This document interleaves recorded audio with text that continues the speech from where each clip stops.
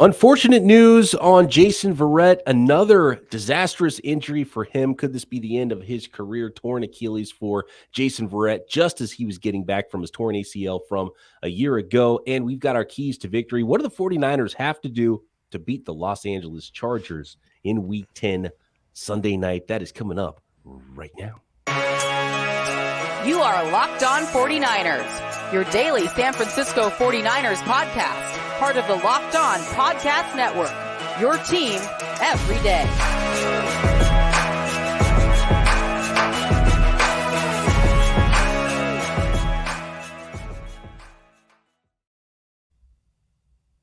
Welcome to Locked On 49ers. Brian Peacock alongside Eric Crocker at BD Peacock at Eric_Crocker on Twitter. Thanks for making us your first listen here on Locked On 49ers, your team every day. LinkedIn Jobs is the place to help you find the candidates you want to talk to faster. So post your job for free at linkedinjobs.com/lockedonnfl. That is LinkedIn Jobs, linkedin.com/lockedonnfl.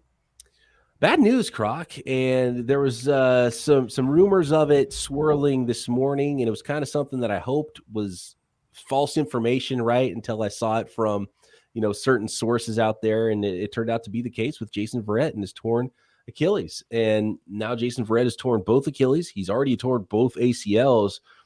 It was miraculous when he came back from the first Achilles, and then trying to come back now from his last torn ACL.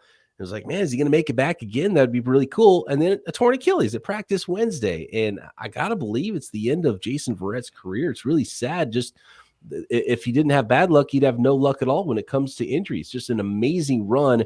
And he clearly loves the game, Croc, because he came back from all these injuries. I mean, I would have given up a long time ago if I was Jason Verrett. And the fact that he came back and he was coming back again and it was practicing with the team, it's just a huge bummer to see him go through another one of those massive injuries. Yeah, that was a big blow to the gut, right? I just felt like when I got that phone call about what had happened, it was almost like, you lost a family member or a relative. But, you just feel for these people as humans and the things that they have to go through, the adversity that he's had to fight through. And I'm just like, gosh, I mean, I just wanted to let me see him on the field one more time. And not even for me, not for the 49ers, but like for him and just what he's had to battle through. And if he was able to work his way back just to play in that game and then let the injury happen, whatever. But I feel like he's worked so hard to get to just this point and to get injured on, just at the end of practice. It's tough. It's tough. And it would have been really cool to see him out there against the Chargers, the team that drafted him in, the 2014 draft. And California dude, he played at Santa Rosa Junior College too, I believe. Yeah, Santa Rosa Junior College. Yeah, so a lot of ties to California, a lot of ties to obviously the 49ers and the Chargers that are playing this week. And man, he's out from Fairfield. He's from like that Fairfield area. Fairfield, California. There you go. Jason Verrett, first round pick, 25th overall. Like, this dude was so fun to watch. He was everybody's favorite in the 2014 draft. I remember going through that draft cycle and was like, everybody loves Jason Verrett. It's like, maybe he's a little bit too small, but he's such a great athlete. The way he breaks on the football. Darqueze Dennard went in front of him, Kyle Fuller, and do you remember Justin Gilbert?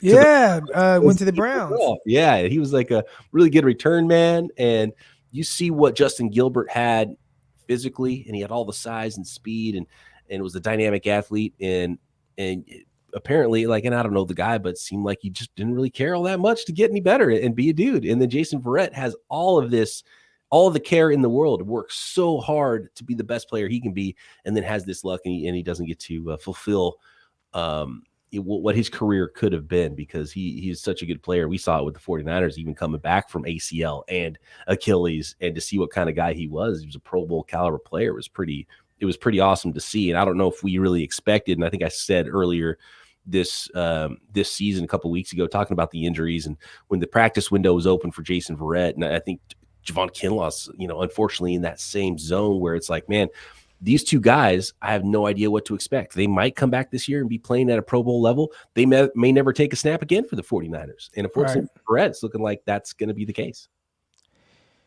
Yeah, and not just for the 49ers for Verrett. It might be Yeah. just the end of the road entirely. And I don't want to count him out, man. The way this guy has battled back from these injuries, and I mean, just big time injury, multiple Achilles, multiple ACLs. Like, dude, that is tough. And also, I mean, what was it, 2019 season? What he played, 2 snaps or something, and then didn't see him for the rest of the year. So Yeah. outside of the ACLs, Achilles, there's that year too where he missed. I mean, it's been so tough.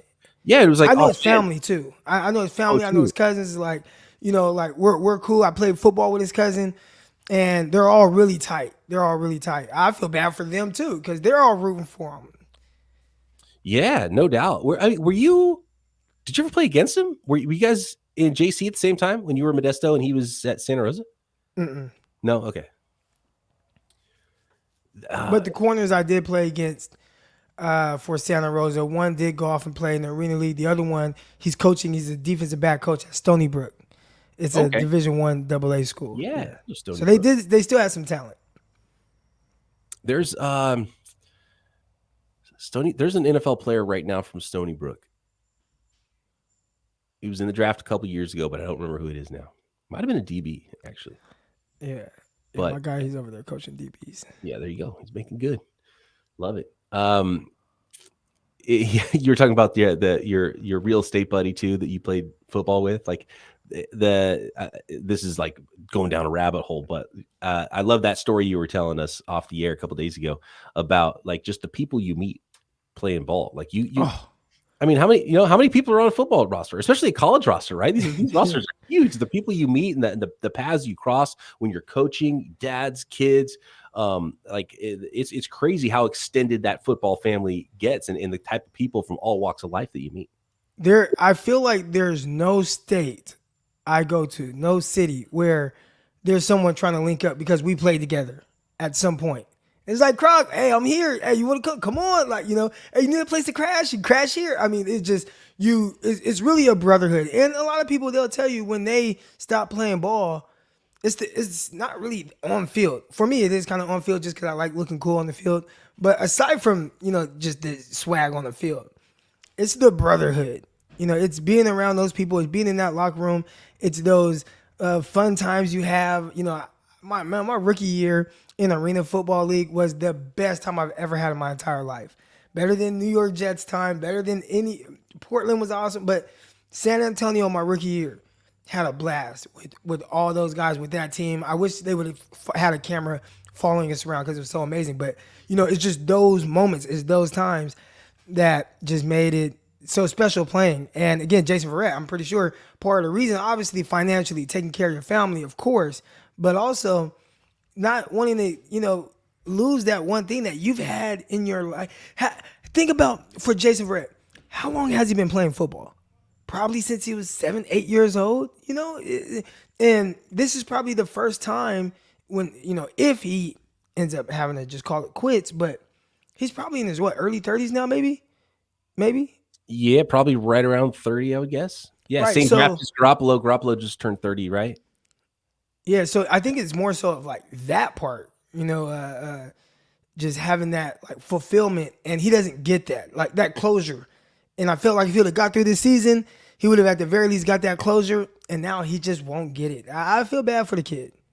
And I think of it like this too. My initial thought was, I want the dude when he's 45, 50 to be walking around okay. Like this is a lot of stress he's put on his body. And even if he's not going to play football, he still has to rehab from this Achilles injury. It might be a little bit different the way he rehabs. And I don't know if it'll end up being, he'll be around the team the rest of this year, but will he, have a team to be able to rehab with next season? Because I'm sure that's a very helpful for a player to be able to rehab at a facility, at these state-of-the-art facilities versus trying to do that, with a physical therapist and do it on your own. So I don't even know what that would look like rehabbing if you're done with ball for something like an Achilles.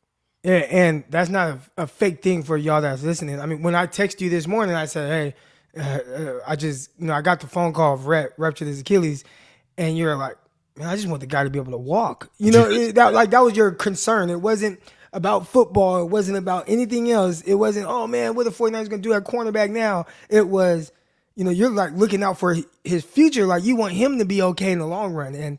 And that kind of shows the magnitude of his injury. A lot of people feel it for various reasons. People that know him, people that just are rooting for him. And I think it was a big blow to the 49ers community. Yeah, dude, because like I had a meniscus injury 15 years ago, and it's nothing close to some of these injuries that these guys have in the NFL. I go try to pick up hoops, and my knee is swollen up like a grapefruit after playing for an hour, and I'm flipping around all the time. And I can't imagine what some of these guys go through. And you see ex-football players and the way they limp. And I always think of OJ Simpson and the way, especially running backs too, back in the day, like the carries those guys had, and you just see the way they walk and the way they limp. And like, that's just part of life. Your giddy up is changed forever. Yeah. One more note on Jason Verrett. And could we still see Jason Verrett on a 49ers sideline? And, of course, some keys to victory here in Week 10 against the Los Angeles Chargers. Today's episode is brought to you by LinkedIn Jobs. These days, every new potential hire can feel like a high-stakes wager for your small business. You want to be 100% certain that you have access to the best qualified candidates available. That's why you have to check out LinkedIn Jobs. LinkedIn Jobs helps you find the right people for your team faster and for free. Super simple. I mean, where else would you go to find people who are looking for jobs than a network of over 800 million job havers and job seekers, and maybe potentially job havers that could become job seekers if they see your job amongst those 800 plus million members at LinkedIn. All you do is you add your job to the purple hiring frame on your LinkedIn profile to spread the word that you're hiring. Simple tools like screening questions make it easy to focus on the candidates with just the right skills and experience, so you can quickly prioritize who you'd like to interview and hire. It's why small businesses rate LinkedIn Jobs #1 in delivering quality hires versus leading competitors. LinkedIn Jobs helps you find the qualified candidates that you want to talk to faster. Post your job for free at linkedin.com/lockedonnfl. That's linkedin.com/lockedonnfl to post your job for free. Terms and conditions apply. How about this, Croc, when it comes to Jason Verrett and DeMeco Ryans talking about, and I heard Kyle Shanahan talk about it and how somber the feeling was when Jason Verrett went down, and defensive coordinator DeMeco Ryans was talking to reporters at the podium today, and he gave a lot of credit to Jason Verrett's behind-the-scenes work with fellow cornerback Emmanuel Moseley. And we saw how Emmanuel Moseley developed as a 49er. And it's a very similar build, skinny guys, but weren't afraid to mix it up, and really great athletes. And Emmanuel Moseley and now is dealing with his own injury. And I'm sure we'll be able to utilize Jason Verrett as someone who can help him through the process as he tries to get back from his torn ACL. But what about Jason Verrett, the coach? Because clearly the dude loves ball, right? And it would be, I'm sure, very helpful to have a guy around like that who cares about the game, who seems like he's a football lifer to come back from all that he's come back from and the work he's already done with young players. And I don't know, that'd be pretty cool if Jason Verrett was still able to hang around, maybe in a coaching capacity starting next season. I don't know. I would say at some point, right? If I'm him, I probably want to just, if I do call it quits, let me step away, spend a year or so with my family, make sure I'm good mentally, and just, because it has to be mentally exhausting just recovering from the injuries consistently. So get away, take time away from football, spend time with your family, and then a year or so down the line, if coaching is in his future, whether it's locally, right, at a high school or something. I saw Stevie Johnson. I think they're all cool with Stevie Johnson as well, out of Fairfield. Yeah. He's coaching at Johnson, I believe, was San Francisco City College guy, right? Right. Yeah. No, Chabot. Chabot. Okay. Chabot Junior College out in Hayward. Did he play high school in San Francisco? Maybe he played at, I think, Rodriguez High in Fairfield. Oh, okay. Oh, they're both Fairfield guys then. Okay. Yeah. So yeah, they're all cool with Stevie Johnson. Well, Stevie Johnson's coaching high school football. He's a head coach at his alma mater high school. So would be interesting to see if Stevie Johnson or if Verrett joins him or something and kind of scratches that itch of being around it, but maybe not as intense as the football level. Then he eventually moves on and goes to the NFL level. I said football level, but I meant NFL level. Yeah. No, totally. No, that'd be pretty cool. So I'm definitely not going to put anything past Jason Verrett. Bummed for him. Hope he's doing well. mentally throughout this. And who knows, maybe he even does still try to come back and play football. But man, just rough to see that. Both ACLs, both Achilles. Looking at the injury report for the rest of the San Francisco 49ers, looks like pretty much the same on practice Thursday as it was earlier on in the week. According to Nick Wagner of ESPN, who was at practice, said that there's still no sign of defensive tackle Eric Armstead, still dealing with the foot and ankle. And we've heard now that there was a hairline fracture there for Armstead, which is what's keeping him out even longer than just the regular plantar fasciitis. And then Samson Ebukam still dealing with a quad injury, not at practice. Dre Greenlaw has had a calf injury. He was on the field for the second consecutive day at practice, so good sign there. And it is pointing to all things, pointing to Elijah Mitchell and Deebo Samuel being back. And so full offensive weaponry for the San Francisco 49ers and for Jimmy Garoppolo to throw to and hand off to this week, which is pretty big, right? Because, and we talked about it yesterday, the first key when you're talking about keys to victory for the 49ers is running the football. This is the worst run defense in the NFL. That's what Kyle Shanahan wants to do anyway. So I would be shocked if Kyle Shanahan's not trying to run it down the Chargers' throat early and often on Sunday. Yeah, I mean, with a run defense that's playing so poorly, and obviously that is a strength of the 49ers, or maybe, all the talks in Los Angeles right now with the Chargers are, hey, man, we've been really bad. We got to take away the run. And Kyle's like, ha, gotcha. And he just counters and just throws it 40 times in the game, right? So just something nobody is expecting. And you're like, bloop, bloop. Yeah. And I mean, he could do a lot, and that's what I can't wait. And I don't know if Kyle is being a little bit coy, but he was asked on KNBR Thursday. Actually, I just heard it in the car before we recorded. Kyle Shanahan was on with the guys in the afternoon, and shout out to my old colleagues there, Tolbert and Copes doing the midday. And I've even seen Adam Copeland, who does Bay Area radio. I used to work with him doing reporting on traffic, and then I've actually seen him on the slow pitch softball field as well in San Francisco. So shout out to Copes, my guy.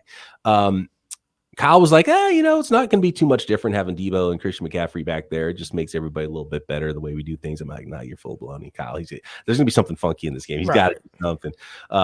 And he's going to have Elijah Mitchell in the backfield with Deebo Samuel in the backfield and Christian McCaffrey in the slot. And then Christian McCaffrey's going to motion and then orbit behind those guys, fake it to one guy, fake it to Deebo, throw it to McCaffrey, then he throw it back to Deebo across the field. Like, there's got to be some wild stuff in the plans, right?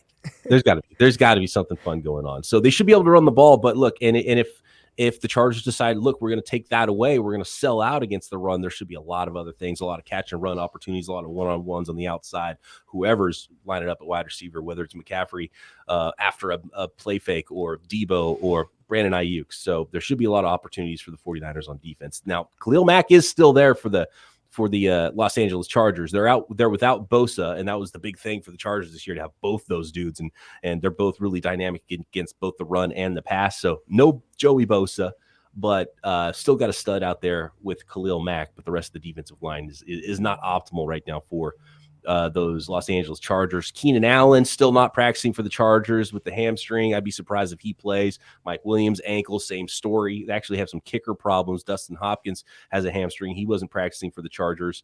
And then also right tackle Trey Pipkins, knee injury, not practicing.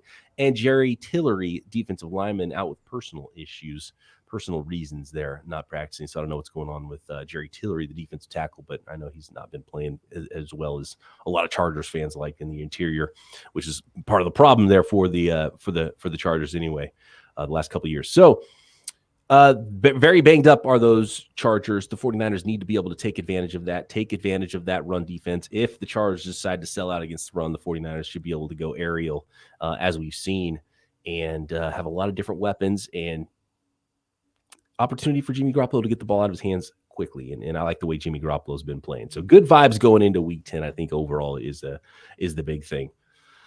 Croc, any other key? I've got one more big key to victory for the 49ers in this one. Is there anything that you've thought of in the last few days while you're pondering this game against the Chargers that you think is a big key for the Niners? I think it begins and ends with stopping Eckler, right? I mean, like in the sense of them having any type of flow to offense, it has to go through him. They're going to throw the ball to him a ton. They're going to try to hand the ball off to him. You can't let him have an explosive day. We just talked to Locked On Chargers, talked about how in the last 4 games he scored like 10 touchdowns or whatever it is. So sell out against him, make the others beat you, make the Joshua Palmers beat you, and the DeAndre Carters beat you. Like, make those guys beat you and the quarterback. Make the quarterback be excellent. Make him be mistakeless throughout this game, which we've seen sometimes when you start to put it on Herbert's shoulders a little bit. As amazing as he is, I've seen pick sixes in key moments. I've seen interceptions in big moments.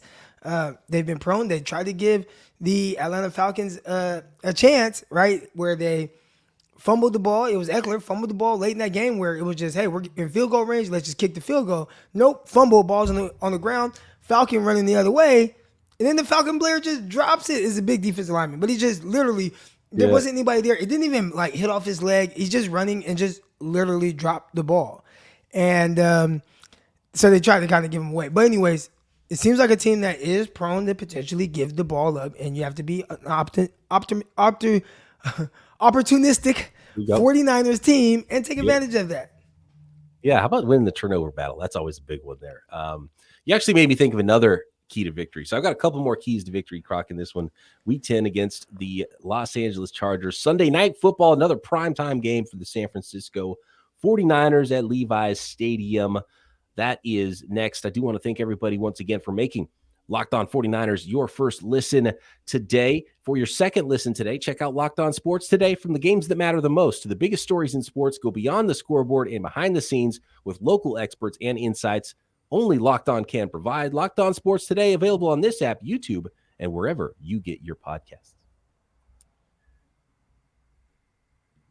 Diamador Lenore, is he the dude? Like, Jason Verrett's not coming back. So I'm looking at this team. There's no Mosley. He's not coming back. Jason Verrett's not going to be coming back, right? So whoever's across from Charvarius Ward is probably going to get targeted. And teams clearly aren't afraid of targeting Mooney Ward out there on the other side either. And he's been up to the task for the most part and has had a lot of good games. And, he's breaking up a lot of passes because teams aren't afraid to target him. But I think there's going to start being definitely teams doing what they can to try to make plays on the other side. Let's say it is Joshua Palmer and a lot of Joshua Palmer. I think that's a pretty big matchup, right? Diamador Lenore, Joshua Palmer. And of course, with Jimmy Ward in the secondary as well, is he going to start taking to that nickel roll a little bit? Because I still think there's something weird with the nickel roll and Jimmy Ward, and I don't think he's been playing optimal. He's still got the cast on his hand, and you can tell he doesn't love it, and that's not really a good thing. So secondary, I don't know, because Herbert is such a good passer. In some cases, if it's a great quarterback, I don't think it matters that much who the weapons are. If he can get the ball to spaces that's really hard to cover, and those are professional athletes out there on the other side at wide receiver that the Niners still have to cover. So I do like the matchup for the 49ers, but you've still got to go win that matchup. And you talked about being opportunistic. I think, just because it's Palmer and DeAndre Carter out there, that doesn't mean you don't need to be balling out on the back end for the 49ers. Yeah, if I'm the 49ers, and one thing that they have done is challenge Charvarius Ward a little bit more and make him shadow a guy who saw him shadow a lot, Drake London. And that wasn't something I even noticed until I went back and rewatched the game. And obviously Ward ended up leaving that game, so probably wasn't something that stood out to a lot of people. But wherever Drake London went, Charvarius Ward went. And I haven't seen the 49ers do that. So is this a game where you say, all right, Palmer is a guy who they're just throwing the ball to a ton. We're going to put our guy that matches up well against that style of receiver and just have him press. Now, again, this isn't anything new for Charvarius Ward. This is what he did with Kansas City. They said, you go guard the best receiver. And I do think that right now Palmer's the best receiver. And just because of his play style, he's not this super shifty, crafty receiver. You go ahead and put hands on him. Now, they do move him around. And we'll see if that's something that could pose a challenge because Charvarius Ward isn't really a nickel corner. So if they line up Palmer in a slot with much more space, is that something that works against Ward? But I think you got to challenge him. You paid him. You brought him here to be your CB1. Now, go out there and challenge him. Hey, you go wherever Palmer goes. Because if you take Palmer away and now you have everybody else, just, all right, don't let DeAndre Carter beat you. Then, okay, we're already working on Eckler with our terrific linebacker group. Yeah. I mean, that's when it starts to think, and I asked this question, not trying to sound cocky with the 49ers. Come on, man, it's a 4-4 team. But, gosh, where did the Chargers have the advantage in this game? Yeah, consistency. You keep making me think of new keys to victory for the 49ers.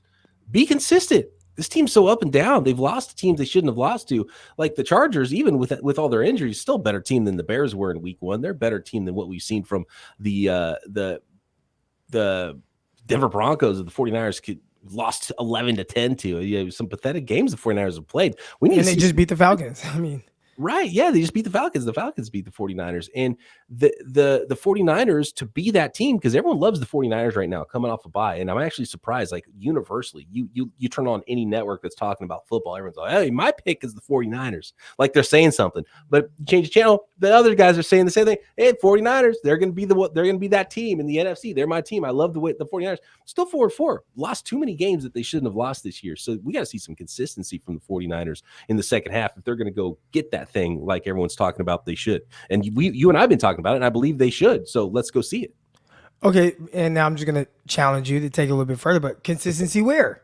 Because are you just saying just in general? But, I mean, or are you singling out maybe the offense that has been kind of up and down? It's been different, right? Because it was the defense against the Chiefs. It was Garoppolo was really bad against the Broncos. There's been I think they're up to 20 drops on the season now. The 49ers are. They're up there. I think they are top 3 or top 4 in the NFL in drops.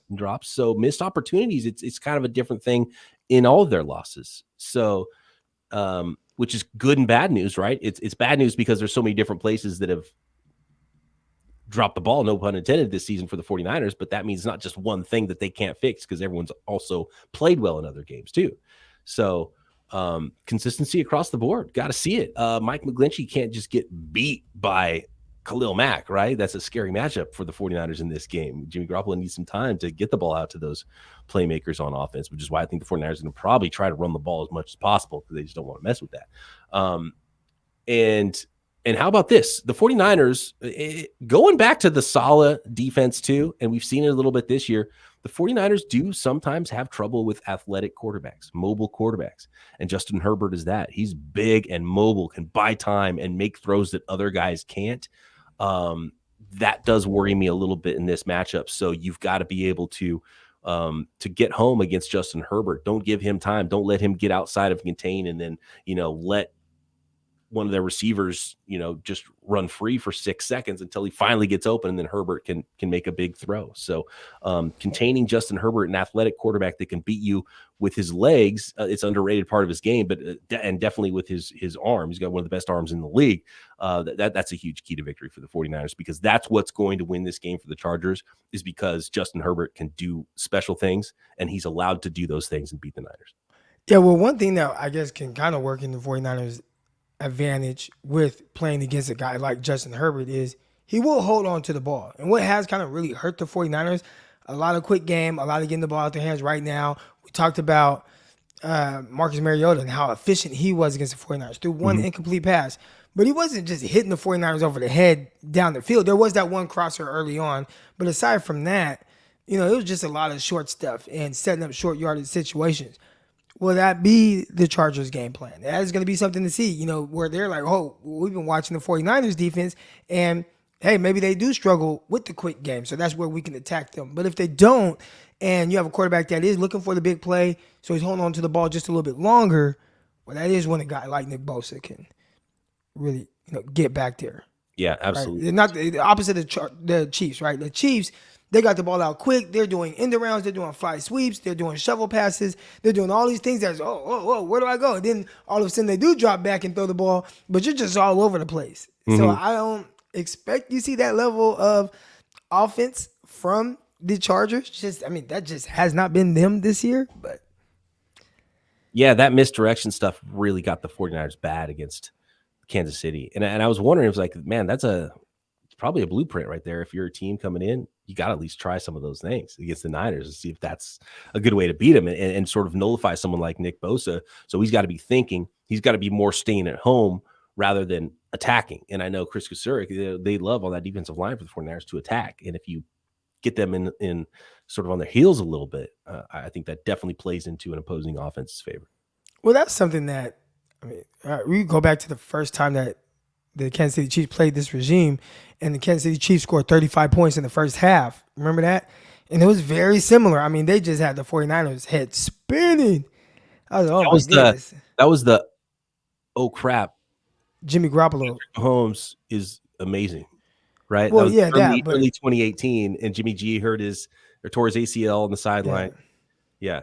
But that was week 2, 3? Wait, 3. Because Jimmy got hurt week 3. And we hadn't really seen a lot of Patrick Mahomes yet. We knew he had the arm and was talented, but that was like early in his first year as a starter. It's like, oh, yeah. These guys were making plays too, right? Like Tyreek Hill, he threw a ball up into double coverage, and Tyreek Hill just jumped over whoever was at DB, Jimmy Ward or somebody. I mean, just thank you. I need that. You know, it's like a 50-yard play. Tyreek Hill's crazy. Seeing what he's doing for Tua and Mike McDaniel over there in Miami right now, like he's a dude, and he's not that big, but he goes up and gets the ball. It's crazy. Sort of like Steve Smith used to be, right? Like he's at 5'9", but when the ball's in the air, it doesn't matter how big he is. It's his. It's crazy with guys like that. Him and Jalen Waddle, like both guys that aren't big in stature, but they will go up and get it. And I think it's a mindset. Everybody thinks you need a 6'4" guy, and it is nice to just have that different style of receiver. But when you have small guys that play big, and I got crushed for this by the analytical Twitter mob, where they're like, play big. Well, what does that mean? You know, if you can't put a number on it, they don't like, you know. But it's like, what does play big mean? That's something you made up. That's just a Who said that? Who did you say that? Come on. Oh man, it was some. I'm just like, man, I got attacked by it. I'm telling you, I got attacked by the analytical Twitter mob. They were on me because I said that a player played big at the catch point. What does that even mean? All right, but anyways, so that's how I think that they sound. I can't tell because, you know, they're tweeting me, but I'd assume that they're saying, like they sound like that. I don't know why,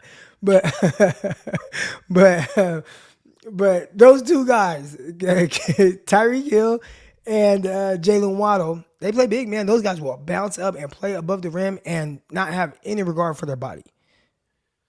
Eric Crocker taking on the entire analytics community at Eric_Crocker is where you can find him on Twitter. Speaking of analytics, you know what I learned actually today earlier, Croc, is that the guys in the booth, when it comes to, you know, you see it all the time on the telecast and percentages of going for it on fourth down. And I think Kyle Shanahan and Brandon Staley, as much as any coaches in the league, have taken some heat about late game management and some of those things. The guys in the booth, like you're not connected to the internet. Like you don't have access to a database. You have a literal paper book. It's 2022, but like those guys aren't allowed to be on the internet crunching numbers for each exact situation. You have to be prepared for it. You're looking at a book, you're looking at paper, and you know, and like, there's a lot of smart guys doing this, but like I never really thought about it before. And somebody brought it up on the DMs in the Locked On DMs with a bunch of hosts. And like, did you guys know that there's no internet access in the booth for the coaches that are up there and the analytics guys? And it's like, oh man. So like when you see people talk about the analytics and the numbers and they have the internet at their disposal and they're throwing out this percentage, you have to do this and that.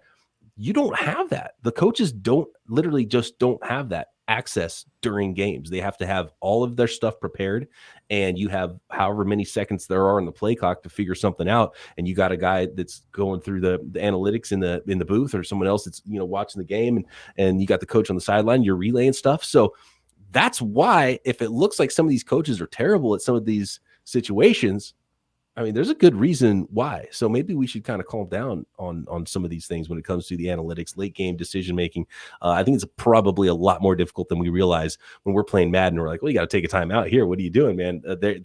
It's just kind of wild that they don't have that they're not connected to the internet and don't have like databases to crunch during games. I just never really thought about that before. I think that there's a sheet that they have that probably has a whole bunch of different squares, and it has like quarters, and then it has times going this way, and then it has all these different scenarios, and it shows kind of the percentage of if you should or shouldn't go for it. And it probably updates every week, that sheet, and lets them know the probability of either converting or not converting. So I bet they they don't have the internet, but they have an updated sheet that probably has all situations on it. It's not like they don't have any information on it, but it's just they can't go like diving in for new information and run databases during the game. It's like whatever they have prepared is that they take into the game on paper is what they have during the game.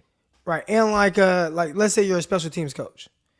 When it's second down and long, third down, they're telling everybody, all right, punt team, and everybody's getting ready to go out there just in case you don't get the first down. As soon as the ball is incomplete, boom, you see them run on the field, right? Analytical people probably are preparing for that fourth down conversion on third down, right? So, okay, if it gets into a 4th and 2 situation, here's the chances, and they're already aware of what could potentially happen. Or if there's an incomplete pass, should we go for it? Like, I bet they already are, like, if that's their job to be the analytical in the coach's ear person, they are prepared for that. So I don't think it's a split moment where a coach just goes in there blind and, okay, we don't got internet, let's just punt. Like, no, it's like, nah, somebody's telling you what to do. And it is also funny that Kyle Shanahan's like, yeah, we got a guy, he's super smart. I forgot what his name was. And then the follow-up question was like, do you always do what he says? He's like, no. So I do think it should be more of a feel thing. But there are certain times where it is Kyle for sure. With that feel and also trust as well, where it's like, let's go. Right. And then again, like the analytics numbers are like in a vacuum. It's like this is the average team, the average distance, this down, this whatever. But you have your team and they have their team.